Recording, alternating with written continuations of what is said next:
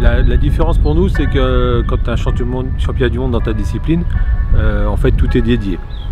Là on vient s'orchestrer dans une grande organisation, donc ça c'est le côté qu'il faut qu'on gère, parce que sur les timings, sur des choses comme ça on est un peu plus serré, donc ça c'est le côté un peu plus pression. Par contre il y a le côté à côté qui est vraiment sympa, c'est qu'on rencontre les autres disciplines, les autres juges, on rencontre aussi, il y a toute la Team France.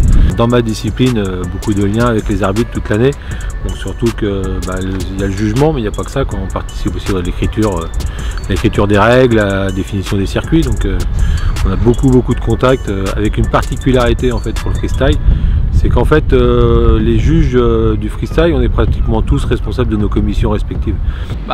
Déjà on arbitre en France toute l'année, on arbitre pour les Coupes d'Europe aussi en Europe, et on attend les grandes compétitions comme celle-ci pour être sélectionné.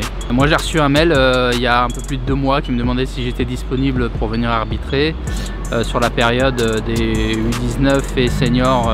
Moi personnellement je m'y attendais pas du tout parce que je me suis arrêté 2 ans. J'ai repris l'international cette année et j'avais arrêté 2 ans quand même. Et j'étais surpris de recevoir et très content et fier d'être sélectionné, quoi. Et je m'attends à que ça soit une belle fête pour le sport, et puis on se connaît entre arbitres internationaux, donc c'est sympa à vivre. Ça sera mon premier roller game et je pense que, j'espère au moins qu'on pourra voir d'autres disciplines de roller pendant la compétition. Là, les roller games, moi je les prépare depuis 1 an à peu près.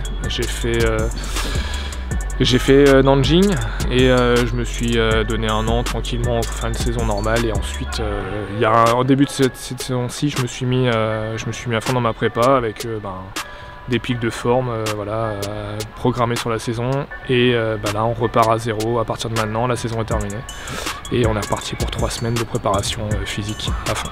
En fait, c'est surtout de la répétition de ce qu'on fait déjà en match, notamment des trajectoires, c'est-à-dire qu'on court, je cours sur une trentaine de mètres en mode aller-retour, et je fais à peu près 10 répétitions comme ça, le but étant de pouvoir répéter la même chose en match après. Ça c'est physique. Après il y a une partie musculation aussi, pour être toujours en forme.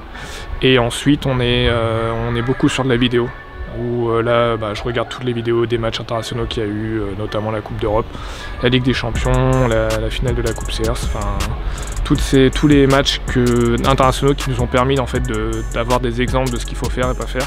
Et j'espère que là sur Barcelone on va se retrouver avec une ambiance de dingue, avec un public hyper chaleureux, nombreux, une bonne ambiance, et vraiment des émotions décuplées grâce à justement toutes ces personnes qui viennent supporter leurs équipes dans ces championnats du monde.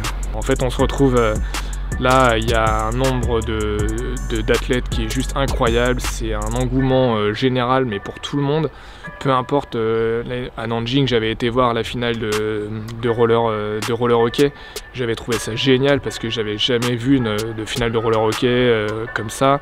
On a pu voir de l'artistique, on peut voir d'autres activités, d'autres sports, et en fait les gens qui viennent pour un sport, ils viennent aussi pour d'autres sports, pas forcément ceux qu'ils avaient prévus. Pour moi, l'objectif depuis que j'ai commencé à être international, en fait, c'est d'arbitrer une finale de championnat du monde. C'est l'objectif que je m'étais fixé à la base, quand j'ai commencé à arbitrer.